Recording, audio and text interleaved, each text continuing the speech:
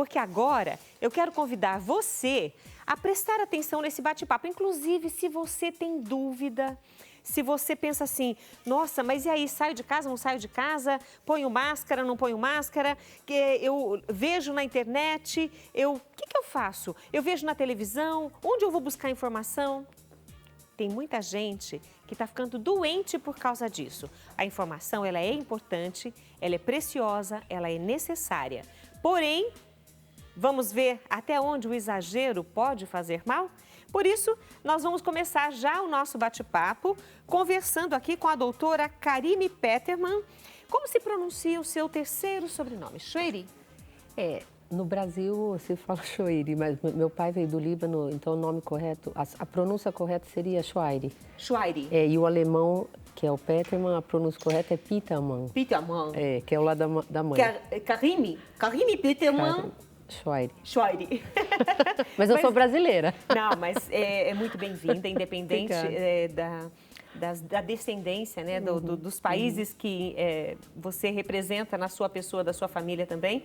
Hoje nós estamos aqui para falar de uma coisa que realmente está acontecendo no mundo todo. Nós estamos aí vivendo essa pandemia do novo coronavírus, né? O vírus identificado, eu já falei algumas vezes aqui no programa Mulher.com, é o SARS-CoV-2, é uma cepa da família do coronavírus, é um vírus diferente, é um vírus, já se identificou que é produzido em laboratório, mas a nossa preocupação não é o SARS-CoV, mas é o que ele pode causar. Cada organismo recebe de uma forma e as pessoas estão muito confusas.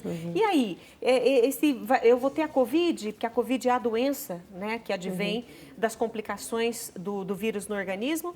Então, as pessoas estão muito confusas, muito ansiosas. Tem pessoas que estão ficando doentes por conta desse volume de informações. Uma hora pode, outra hora não pode, outra hora deve, outra hora não deve. Doutora, isso pode se tornar uma neurose? Sim. Tanto pode como pode piorar as neuroses anteriores, né? Então, se a pessoa já tiver antecedentes de neurose, isso vai complicar. Vai complicar e é o que a gente está recebendo hoje, né? Então, assim, nós estamos hoje atendendo mais pacientes do que antes da pandemia, né? Então, eu sou neuropsiquiatra, tenho consultório em Campinas e, assim, o volume de pacientes aumentou muito. A questão da neurose, né, como você falou, hoje a gente usa o termo transtorno. Né? Neurose foi um termo criado por Freud, é usado até hoje, mas na medicina a gente usa o termo transtorno. Hoje o termo mais recorrente é o transtorno. É transtorno mental. E existem muitos tipos de transtorno também, né? Sim, sim. Tem algum que poderia, nesse período, ficar mais exacerbado, mais evidente? Sim. Hoje em dia, o que a gente está vendo, que é mais comum, né, o transtorno obsessivo compulsivo, que é justamente isso que você falou. É o medo de pegar a doença. Então, essa informação exagerada, e é o que você falou, antes não era para usar máscara, depois usa máscara. Então, o pessoal está usando máscara dentro de casa sozinho, não faz sentido, né? Ou está usando máscara sozinho dentro do carro, não faz sentido. Se tiver outra pessoa dentro do carro, você vai usar máscara, mas você sozinho não tem esse problema. Outro dia eu moro em Vinhedo, trabalho em Campinas, e eu passei, tinha uma senhora com aquela roupa de EPI, e limpando o volante o tempo inteiro com álcool gel. Aí eu olhei assim, não ia falar nada, né, claro. Mas assim, depois eu dei até risada, porque assim, é um exagero que não faz sentido, né? Então, o que é? O transtorno obsessivo compulsivo, não sei se eu posso explicar. Pode, claro, deve. É uma doença hereditária, genética. Só que em épocas de pandemia ou épocas de epidemias, esse transtorno ele pode se exacerbar. O que significa isso? A pessoa já tinha uma doença, e essa doença, ela piora, porque a pessoa fica com pensamentos repetidos, né, de contaminação ou de que vai morrer, e ela não consegue se livrar desses pensamentos. Isso atrapalha o trabalho, a maioria hoje está fazendo home office, mas atrapalha a concentração, atrapalha a execução das tarefas de casa, de cuidar de filhos. Porque ela não consegue fazer nada sem repetir aquilo que para ela é o ideal para se precaver se proteger contra os vírus, né? As bactérias. Por exemplo, até partilhando com você que está em casa, pessoas que têm o hábito de lavar as mãos constantemente. Isso, atualmente, é comum. Todos os veículos de comunicação, em todos os lugares se recomenda passar o álcool gel, lavar as mãos por pelo menos 20 segundos, com todos aqueles cuidados, né? Para que todas as partes da mão e do antebraço, do pulso, estejam higienizados. Porém, é o exagero que é o transtorno, exatamente. Né? A doença, e a repetição é constante, é isso? A doença é o exagero. Então, chama transtorno obsessivo-compulsivo. Obsessivo porque são pensamentos obsessivos, pensamentos intrusivos. Eles entram na cabeça e eles não saem. E a pessoa luta contra esses pensamentos. E pensamentos até irracionais. Por exemplo, a pessoa ela passa a tomar 50 banhos por dia, de medo de estar com o vírus, de estar contaminada. Tá? Ela passa a lavar tanto as mãos que as mãos chegam a descamar. Tem pessoas passando, além do álcool gel, passando cândida, né? Então, ela chega a ter uma dermatite atópica, que chama isso, que é uma outra doença decorrente desse uso exagerado de substância química, né? Então, ela sabe que o uso está sendo irracional. Então, ela pode ficar, por exemplo, 2 horas lavando as mãos, 2 horas mesmo, tá? Não é figura de linguagem. Ela fica 2 horas lavando as mãos, sabendo que as mãos já estão limpas, mas ela não consegue cozinhar, ela não consegue cuidar da criança, ela não consegue fazer mais nada porque ela tem que ficar as 2 horas ali. E o pensamento é tão absurdo que, por exemplo, se ela deixa de fazer aquele ritual que é a compulsão, ela acha que alguém vai morrer. Então, que a filhinha vai morrer, que o marido vai morrer, que a mãe vai morrer, etc. Então, é um pensamento que judia da pessoa, por isso que é doença. Mas tem tratamento que a gente vai falar, acho que mais tarde, né? E a gente pensando nestes problemas que advêm desse transtorno, né? Desse pensamento que fica girando o tempo todo e a pessoa não consegue se concentrar em nada, quer dizer, isso vai atrapalhar o trabalho, vai atrapalhar todas as outras atividades. Você falou de fazer uma comida, de olhar um filho, de ajudar uma outra pessoa, quer dizer, a pessoa não vai querer colocar a mão em nada, sempre naquele pensamento de que pode pegar o vírus e que vai ficar doente. Sim. E o que ela faz? Uma coisa é ela ter este pensamento. E o que ela faz com essas informações que ela recebe e que estão aí pulverizando o tempo inteiro as redes sociais, os veículos de comunicação e a pessoa recebendo tudo isso. O ideal seria parar de ver? Isso Sim. ajudaria? Ajuda. A pessoa que está doente, né, a pessoa que já tem um transtorno ou que o transtorno se modificou, que aumentou, ela tem que parar de assistir isso. Porque o tempo inteiro só se fala disso. E o pior, ficam falando só de mortes. A gente que está aqui à frente e atendendo, a gente está vendo um número muito pequeno de óbitos, tá? Então, a gente não pode acreditar em tudo que se ouve, tá? A gente tem que prestar atenção, tem que ter visão crítica, né? Graças a Deus, existem outros tipos de tratamento, não sei se a gente pode falar sobre isso, mas que estão salvando vidas, né? Então, a gente tem que ter uma visão crítica, não acreditar em tudo que determinada mídia fala, tá? Infelizmente, vocês são um programa que levantam o astral das pessoas, mas existem programas aí que, pelo contrário, só se mostram fotografias de covas, de pessoas morrendo, hospitais lotados. Então, isso ajuda a deixar mais em depressão e preocupados essas pessoas. Isso piora, a pessoa que é normal piora vendo isso, já fica triste. Imagina uma pessoa que é doente, que já tem um transtorno, vendo esse tipo de situação. Né, de fotografias ou de situações tristes, de pessoas chorando e sendo enterradas que não podem enterrar seus mortos, quer dizer, isso é um desserviço à saúde mental, tá? Deixa eu aproveitar e fazer uma pergunta aqui. Obrigada a Isabel Cristina, que mandou uma pergunta sobre o medo. Ela falou assim que ela está com muito medo. E ela perguntou, é verdade que todo mundo vai pegar o vírus? Pois essa é uma pergunta comum, né? Toda epidemia, a grande maioria da população, a pandemia, né? A pandemia quer dizer o mundo todo. O mundo todo. A tendência é exatamente essa, né? O vírus, uma hora, ele vai contaminar a todos. Isso não quer dizer que vai morrer. É uma parcela pequena que pode ir a óbito. Tá? Mas não quer dizer que todo mundo vai ser contaminado e vai morrer. Você pode ser Nós todos os dias somos contaminados por diferentes tipos de vírus e de bactérias e nós não morremos. A gente tem um sistema, graças a Deus, de anticorpos extremamente eficiente. Tá? Então, assim, o tempo inteiro a gente está aqui, tem outros vírus que a gente não está vendo e onde a gente está sendo contaminado. Então, pode sim, provavelmente a pandemia vai acabar a hora que contaminar provavelmente 95% da população mundial. Tá? Aí o vírus não vai ter mais hospedeiro e ele não tem mais como se replicar. Né? Quando o vírus se multiplica, a gente não fala multiplica, a gente fala replica, né? Porque ele se copia intracelularmente. Com tantos tratamentos, eu sempre falo isso para os meus pacientes, graças a Deus, o vírus veio para o Brasil depois.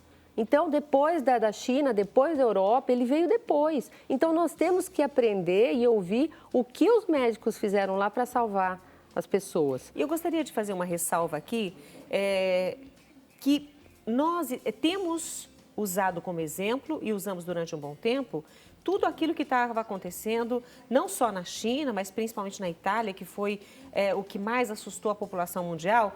Mas hoje nós temos as nossas próprias experiências.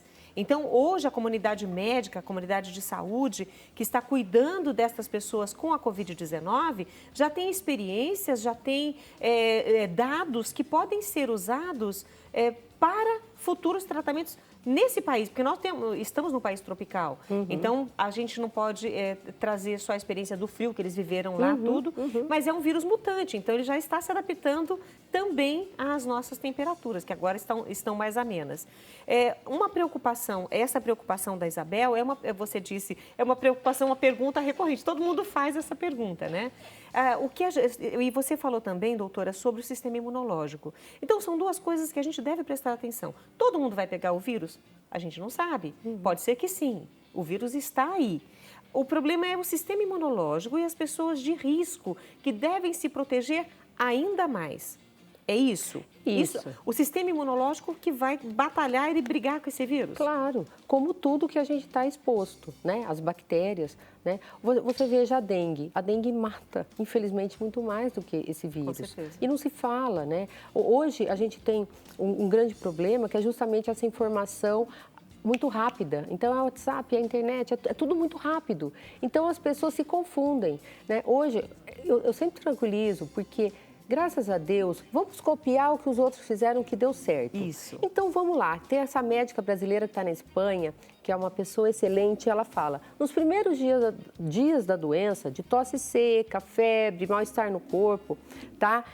Você pode já entrar com o protocolo da hidroxicloroquina, o zinco e a azitromicina. Então, você consegue barrar o avanço da doença. Esse vírus, ele não é um vírus que ataca os pulmões, é um vírus que ataca o sistema sanguíneo, ele ataca as células do sangue. E o sangue, se a gente lembrar, ele vai para todos os órgãos do corpo, inclusive para os pulmões. É óbvio que quando ele chega nos pulmões, que ele infecta os pulmões, ele pode causar essa pneumonia bilateral, que quando você faz o exame dá lá em vidro fosco, né, que os pulmões são comprometidos, aí tem que entrar no respirador. Mas antes de chegar lá, tem um caminho a ser seguido e que já se conhece lá de fora. Então, a primeira etapa, até o 5º dia, usar o protocolo da hidroxicloroquina, não é cloroquina, a hidroxicloroquina, zinco, azitromicina. Do 5º dia em diante, o que pode ser feito? Usar corticoide, tá? Aí a hidroxicloroquina não funciona mais. E depois, no terceiro estágio, que vai se pensar em respirador, oxigenação, etc. e tal. Então, assim, antes de chegar lá, vamos prevenir. Hoje eu vou dar se eu puder, vou dar um exemplo que aconteceu, que eu acho que vai ser válido para todo mundo. Inclusive, só vou abrir um parênteses aqui, nós temos feito essas experiências. O Hospital da PUC Campinas, né, está participando junto com outros hospitais pelo Brasil nestas experiências com estes medicamentos citados pela doutora e para que esses dados sejam registrados, existe todo um protocolo, estes médicos, toda a equipe envolvida tem que preencher e fazer para que se tenham dados comparativos. O que aconteceu nos vários estados, nos vários hospitais, com os vários doentes. Eu vou dar um exemplo aqui, doutora. Eu tenho um sobrinho, ele é médico ortopedista do Hospital Albert Einstein, onde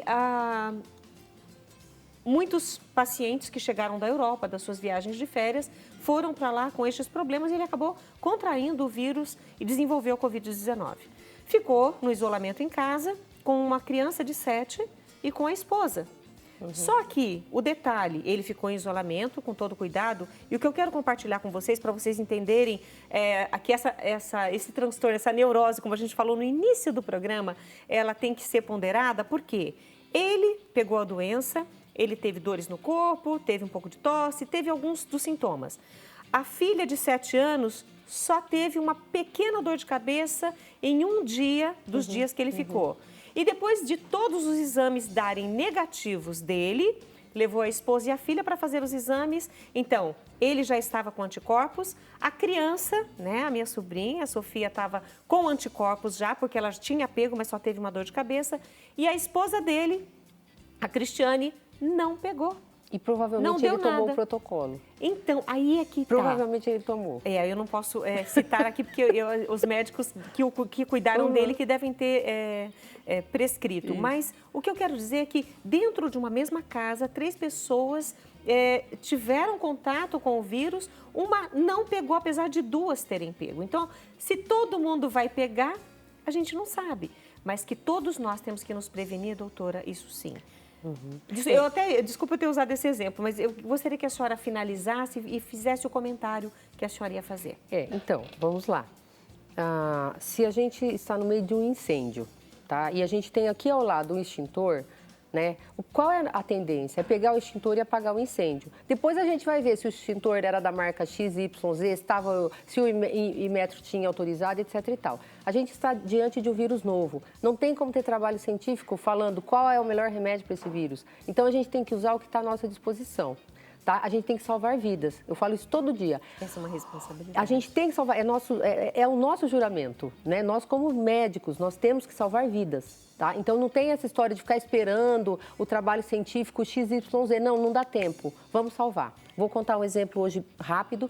É uma senhora, ela começou com sintomas de Covid, a filha teve Covid, uma senhora em isolamento, em confinamento, tá? Uma senhora de 75 anos, e ela começou com tosse seca, febre, enfim, a gente orientou que fosse, não é minha paciente, a gente orientou que fosse ao pronto-socorro, onde eles estão fazendo os exames. Ela foi e fizeram. Sabe em quanto tempo ela vai receber o exame? Em 20 dias. Em 20 dias, essa senhora pode morrer, porque ela é grupo de risco. Ela é hipertensa, ela é diabética, ela é obesa. Então, a gente vai esperar até lá? Não. A gente vai esperar que ela vá para o respirador? Não, porque a gente nem sabe se vai ter respirador para ela. Então, vamos medicar. São medicações antigas, seguras. A hidroxicloroquina existe há 70 anos, usada para malária, artrite. Por que a gente não vai usar? Porque houve um trabalho lá no norte do país que usaram essa medicação, que nem foi hidroxicloroquina, foi a cloroquina, usaram numa quantidade 20 vezes maior. Obviamente que ia matar a gente. Se você tomar uma aspirina, você não morre. Mas se você tomar 20, a chance de você morrer é enorme. Tá? Você pode ter uma hemorragia gástrica, etc. Então, você imagina para as pessoas que estão em casa, o medo que elas estão diante de... Elas só estão escutando. Contaminados, tantos mil, óbitos, tantos... Gente, tem jeito. Não tem cura, mas tem jeito. Tudo que você tratar no início, você consegue uma resolução muito boa. Para não enlouquecer nesse período, o que temos que fazer? A sua sugestão finalizando aqui hoje o nosso bate-papo. Primeiro lugar, confiar em Deus. Isso é importante. Eu falo isso para todos os pacientes. Rezem e confiem em Deus. Tá? Se a gente lembrar do Salmo 91, 1000 cairão à sua direita, 10.000 à sua esquerda e nada te acontecerá, confie em Deus. Primeira coisa, tenha fé. Segunda coisa, tem que ter prevenção sim. O confinamento não é para evitar a doença, é para evitar a superlotação nas UTIs. Tá? Então, e terceiro lugar... se você começar a ter sintomas, não tenham medo, peçam para os seus médicos o protocolo. Não fiquem esperando, essa é a minha dica. Não fiquem esperando. Nos casos graves, a coisa se complica. E, gente, praticamente 85% das pessoas não vão ter nada, é assintomático. Nada. Vai ser uma gripe que vai passar e a pessoa nem sabe que teve. Então, assim, essa preocupação exagerada é natural, tá? É uma pandemia, mas a gente sempre tem que se pegar nas notícias positivas. Tem sites falando disso, então vamos nos apegar em notícias positivas. Olha, que delícia, a gente conversou um pouquinho aqui com a doutora. É um prazer recebê-la aqui no programa Mulher.com. Para vocês, se tiverem dúvidas, né, podem aí, olha, a doutora Karime Peterman Schweire, médica neuropsiquiatra. Muito obrigada por sua presença, doutora. Tenho certeza que esse assunto vai render e nós vamos conversar novamente sobre ele. Perdão pelo nosso tempo curto, mas a sua presença foi preciosa hoje. Muito obrigada. E nós vamos para o nosso intervalo. Eu convido você, olha, não esqueça, tomar um copo d'água e a gente volta já.